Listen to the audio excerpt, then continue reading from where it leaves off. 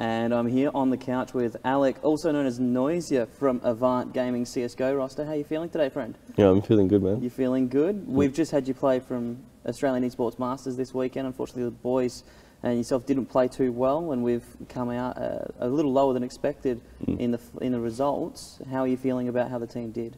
Pretty underwhelming. I felt like we could have done a lot better. I think the team felt the same. It was pretty heartbreaking to lose how we did as well. But yeah, we were definitely aiming to probably take out the whole thing, and to like fall even before semis, like quarterfinals, was pretty rough.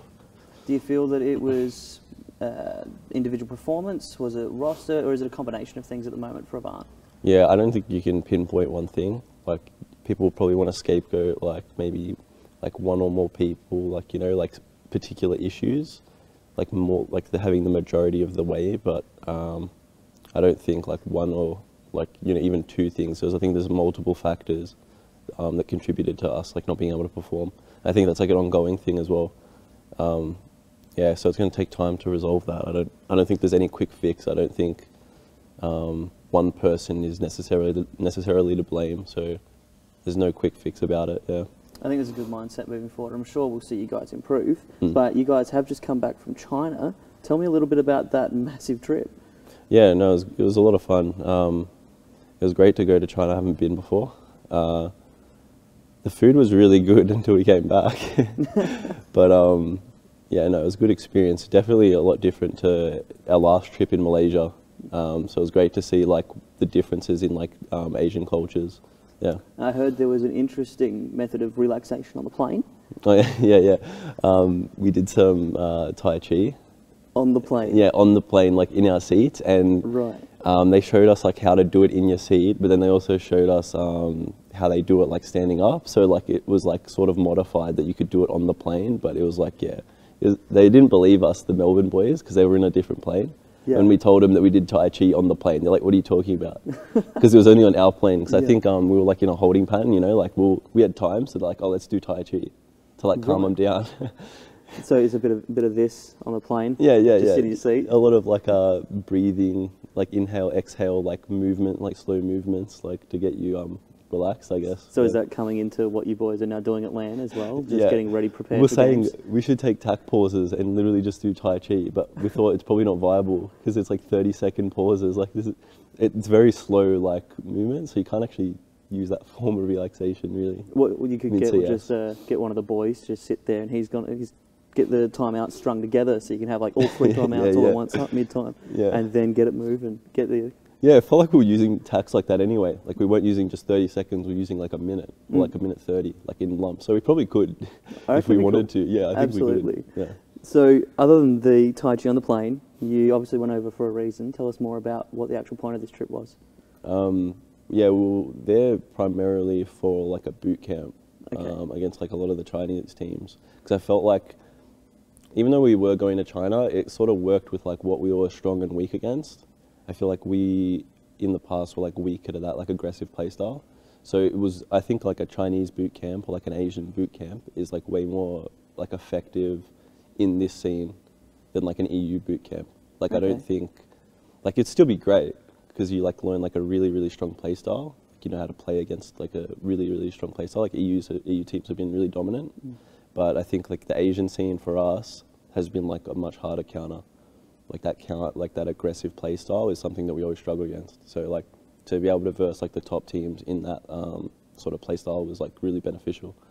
Yeah, and I suppose when you guys have other boot camps, I mean, you've had China earlier, you had Malaysia, and so coming up, moving into eventually maybe you guys will have an EU boot camp. Really as a team, I feel you could probably take things away from all different regions. Yeah, for sure. So other than that, I heard there was some interesting and unfortunate times with taxi drivers and players being kidnapped. What? Okay, yeah, so the story was, well, it was me, Cruden and Steve. No, me, Cruden and Desi in a cab. Right. And the translator was outside the cab. He was meant to come with us, didn't end up coming with us. It was like talking about like, oh, do you know where this place is? And he's like, no, I got no idea. And then they have like a verbal argument. I have no idea what they're talking about, but it sounds like really aggressive. So I'm like, this is bad. And then the cab just drives away, and all I know is that guy doesn't know where the place is. So where's he driving to? And like it ended on a bad note. So I'm just thinking the worst at this point. And we're like initially we're like, oh, he might just like rear off to the corner, and like then the translator will come up and we'll get everything sorted. But he just kept going, and I don't think the translator expected that because he was like following us. Like up the road. Yeah, up the road. He's like, oh, they'll stop and then we'll like get everything sorted. But it didn't happen. Oh, no. So where'd you guys end up? We ended up going like a fair while before he actually knew where we were heading. Like he like was driving really, really slow for like the first like 5-10 minutes. And then like he was like finding out where he was going, like GPSing it. And then, yeah, we got everything sorted. We ended up safe, but like so it was all good. Yeah, it was good. But Jeez. We had no idea where we were going. And I don't know how we would have come in contact with like the other boys because there was no internet or anything. So yeah, of course. We would have to find Wi-Fi. Yeah. Somewhere. But. Wow. So just all good though. Obviously, you guys are okay. You're back, but I can imagine it wasn't exactly pleasant, especially being a foreign country that doesn't really have a good English speaking ratio as well. And the thing was, we didn't even know where we were going. Yeah. Like only he had the address. Like our translator had the address. Right. So like. Well, even Zach, but neither of them came with us, so we're trying to like split off. So like at least one person was in the car that knew where we were going, but none of us knew where we were going. So if he didn't know, then we were stuffed. Like we didn't know, like we couldn't tell him where to go. Well, at least all things considered, you guys had a good China trip and a good boot camp. Yeah. Looking, of course, for yourself, things have changed in the Avant roster, and you're assuming more of a leadership role. Tell us how that's panning out. Yeah. So I've pretty much been the IGL for just over a month, sort of, like maybe a month, just over like 2 months. And it's been good, like I enjoy it, but it's a lot of work. It's a lot of work. And I feel like it's not as natural for me in the sense, not of like a leadership role. I don't have a problem with that, like even in sporting teams, I've been like I can be a leader, but more in the sense that I feel like lurking and like that sort of like mindset of like still being like a very like more like mind over like aim sort of like player, but it's like to a much more like leader degree. Like it's sort of not just yourself like in a lurking role. Like then you sort of just only need to feel it out for yourself. But with like a IGL role, you need to also think about the whole team. So one's like very, very solo, very like sort of introspective, like only one person, and then the other one's the complete opposite, whilst using like the same like concept of like thinking about things more so than just relying on like your mechanical skill. So they're the same, because I feel like the other three are probably more like aim like respective. Maybe supports still do like everything else, like there's no clear defined other roles, like AWPA sure, but entry and support, they both take each other's roles, right? Like you can't always have your entering, so it's like that sort of dynamic with that. And I feel like those two roles lead themselves more to like the thinking aspect. So in that way, like it became easier to transfer over, but still very different roles. And one was like more natural, one required more work. So I'm still like learning, but yeah. Are you finding that your calling's good in game? Are the boys responding to you as the in-game leader well? Yeah. The boys are great. Like they respect me a lot, which is like great help. Like if you're a caller and your team's not like listening to you, or they just don't value like your input, then it becomes like 10 times more difficult. But they've been like really, really on board with it and like trying to help me out a lot and like what I can improve on.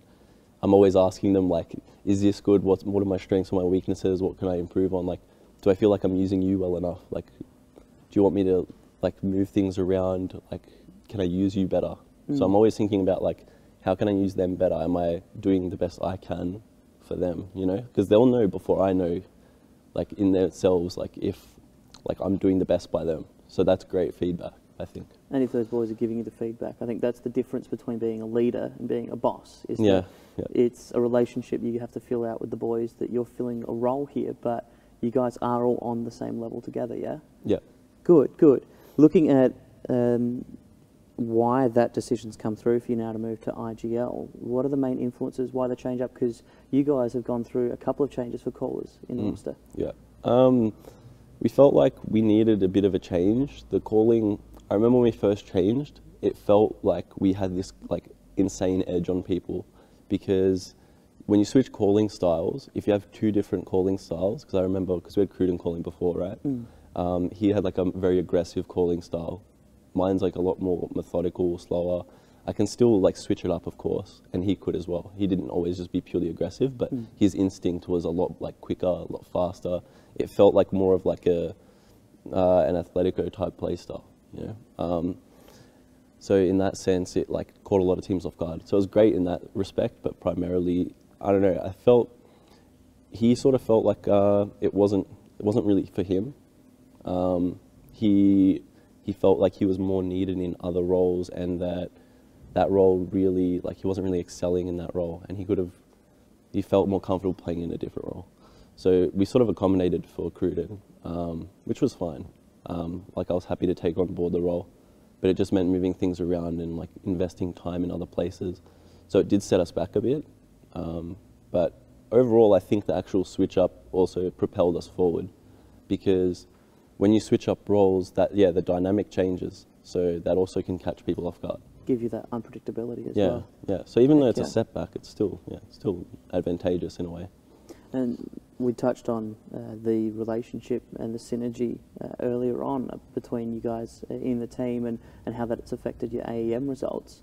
How is the synergy amongst the boys? How do you guys feel about each other? Yeah, we're happy. Like, we're all good mates outside the game, which is great. Like, I couldn't really imagine playing with people that I'm not friends with. It's weird. Like, yeah, like, I don't feel like it's a job at all. Like, I don't feel like I'm trying to be play with these people. Like, I feel like I'm primarily friends with them, and we get to like play games and like be a team together, which is great. Like, you don't have to.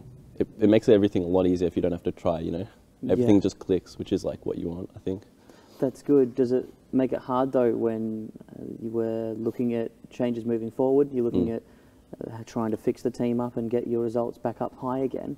Do you feel it makes it hard being friends and being mates with everyone if you have to come to these decisions about roster changes? Yeah. I guess there's that distinction of sometimes you need to, like, even though you're mates with someone, you still need to think of, okay, what's best for the team. So you can still be friends outside the game, but also be very real with each other, which is like, I think the dynamic that we have. Like, even though we're mates, we can still talk to each other on like a level where we don't have to just like sugarcoat it. Like, even though we're friends, we can still be real with each other, which is like a really good dynamic to have. So even though you're really like chummy with these people, you can still be like very serious and like get the job done. Yeah, so it's great. That's important. And that's good. I think for you guys moving forward, like you said, it's a bit of a rough time at the moment, a bit of a slump performance-wise. How do you guys deal with being in these rough times? Because not being on top does have a negative effect on the mindset.